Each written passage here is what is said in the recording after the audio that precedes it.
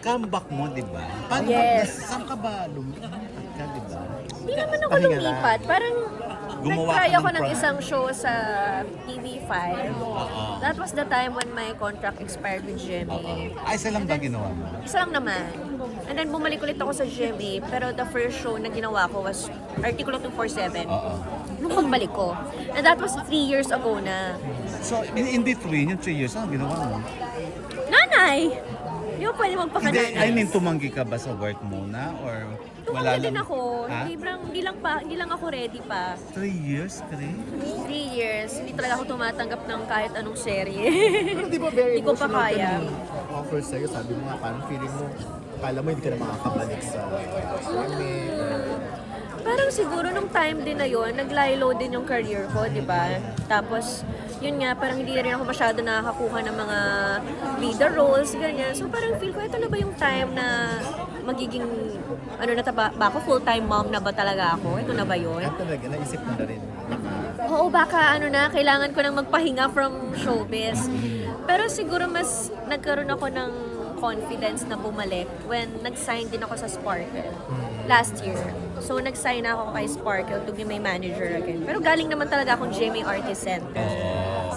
So ngayon, sparkle ka na. Sparkle Ilang na years? ulit ako. 1 year pa lang.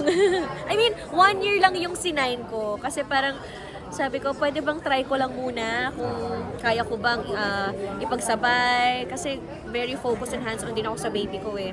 1 year lang muna. And then syempre gusto ko pa sundan, di ba? Ayoko naman ng isang baby. Isang baby lang, gusto ko pa ng 3. Ah, talaga? Ilan na ba anak mo? Isa pa lang. Di ba? Huwag muna. Eh syempre 36 na din ako. So kailangan nakaplano na rin, di ba? Pero sunod-sunod na bago ka mag-40.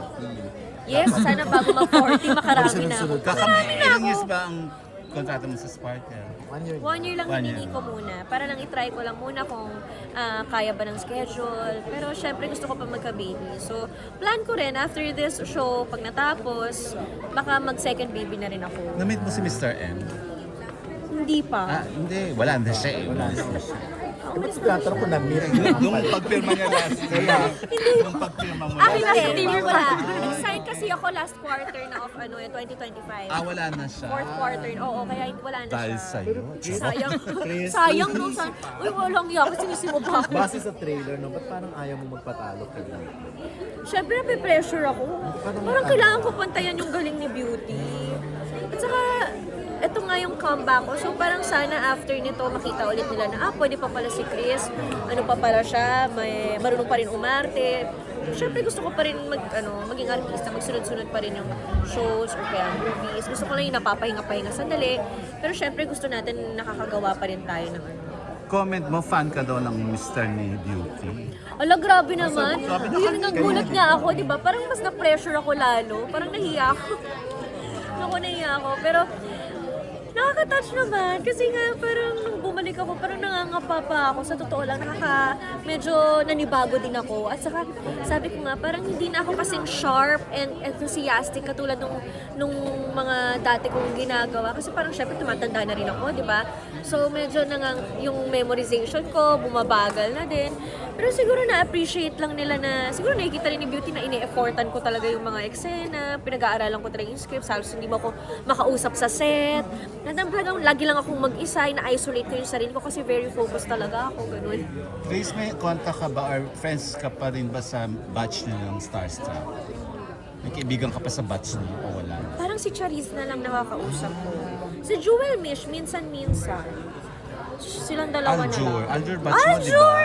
Oo naman, Al Chris, di ba love team? Oo. Yes. Wala, may communication kayo ni Aljur. Ha? May communication kayo. Wala na. Pero hindi kayo magkagalit. Hindi naman. Parang hindi naman sa time, di ba? Oo, Parang na-issue hindi maganda kayo. yung... Hindi naman kami magkagalit. Pero Hindi ba kayo friends? parang I tried rin naman reaching out to him. Hindi ko alam bakit hindi niya ako sinasagot. Oo? Talaga? Matagal Paano, eh. text or Oo, eh. messenger?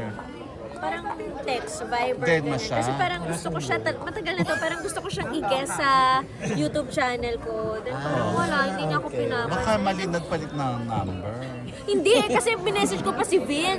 Sabi ko, Vin, pwede bang patanong kay Alshur? Ito pa ba yung ganyan-ganyan? Tapos ito pa rin ba yung number niya? Yung pa rin naman yung number niya. Hindi Parang, sumagot. ano meron? Ganun. Baka kasi akala niyo tatanungin mo siya sa mga anak niya. Uy, hindi naman, grabe. Hindi ko naman siya Grabe, pinakikialam iniwasan sa niyo yun. personal life niya. Gusto ko lang siya makollaborate talaga sa YouTube channel. O ko di sana. maalay mo, mapanood niya to, mabasa niya. Sana naman, pansinin niya ako. Pansinin niya ako.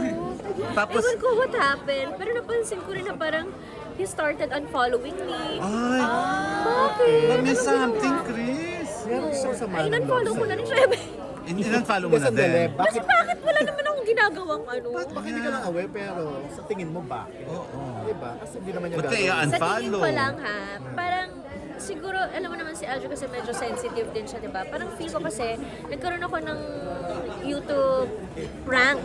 Oh. Prinang ko siya na, matagal na to ha, pandemic pa Oo. to. Na niloko-loko ko siya na buntis ako, ganyan. So, ang haba nung sinabi niya, halos umabot kami ng 1 oras. Then sabi ko, it's a prank. Parang feel ko na ano siya doon. Sandali, buntis ka. Sino tatay?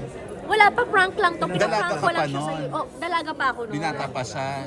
Matagal na pandemic sumakay time si na to. Al. Oo, sumakay Eh, siya. parang sumakay siya, Kainis. tapos ang tagal ng usapan namin. Nagpakita siya ng concern. nung Concern, umpisa. very genuine talaga yung mga advice niya. Tapos bigla ko sinabi, it's a prank. Parang after that, hindi ko na siya nakakausap. Na ano siguro siya na-offend siya sa ganun ko. Sorry Aljur. Matagal na yun. Kalimutan na natin. Sorry, hindi na kita ipaprank. Lisa, ano yan? Ngayon lang namin nalaman Hindi, yan. parang feel ko dahil doon. Basta simula nun, hindi na kami nag-uusap. So mag-guest na siya sa vlog. May vlog ka pa ba? Sana nga, kaya lang nga hindi ko siya nakakausap. May vlog pa naman ako, pero If ever anong Content. content ang gagawin mo sa kanya. hindi ko pa alam. Siguro pwede namang Pa-prank mo na naman. mga throwback photos namin, di ba? React kami sa mga serye Fans pa rin naman namin. kayo eh. Oo, meron pa naman. May Oh, mga sikat ano ang pa. Al Chris, Kaya nga, ha? so why not, diba? Sayang din. Gusto ko rin siya ulit makatrabaho. Sana mag-ano ulit kami. Cross paths kami. Ilang years ka nang married? Mga 4 years na. Anong sekreto? Kasi di ba, uso hiwalayan. Kayo. Happy life. Ano nga sekreto? Happy life, happy wife. Okay ba yon na ang isa artista, isa hindi? Pero parang nag-artista. Yung husband mo, di ba may Yung mga husband ko kasi content-content ano rin eh, puro kalokohan. Kaya nga, puro kalokohan. Pero hindi, napipilitan lang yun. Dahil lang talaga? pinipilit-pilit ko siya na sumali-sali. So ano nga sekreto ng Sikreto, married oh life? my gosh.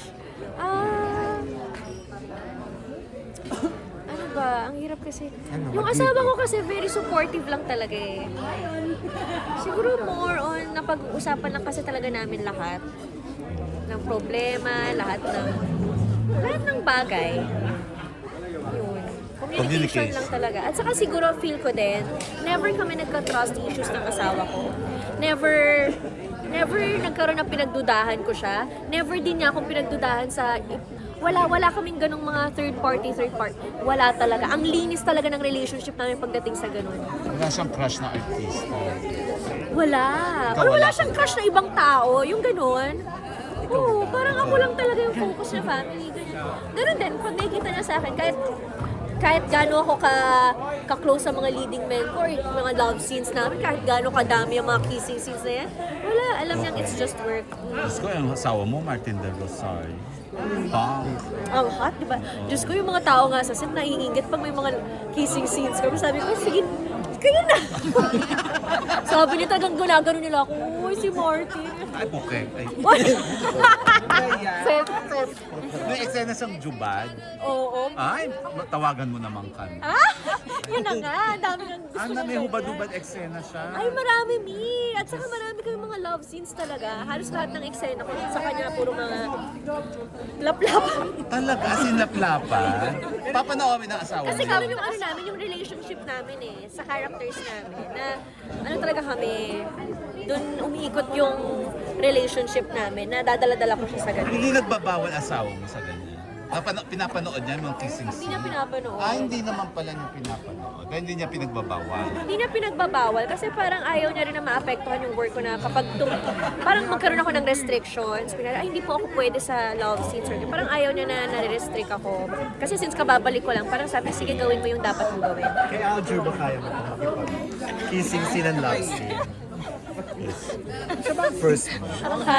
Siya ba si Aljur? Siyempre si Aljur ang first ko, First mo, no? di ba? So, kaya mo pa. Naglaplapan na ba kayo before? Oo naman, sa dami ng ginawa namin, Mare.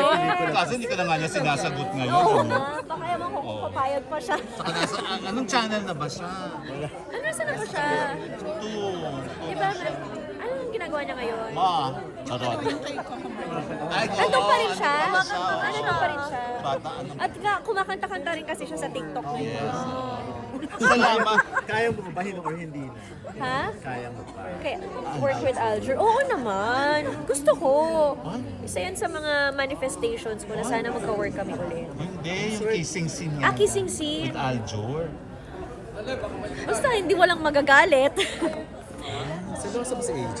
Ay, hindi ko alam. Hindi ko pa kasi siya Manay niya. Wala akong alam. Wala akong alam. Salamat, Miss Chris Bernal. Thank you. Grabe. Paano naman?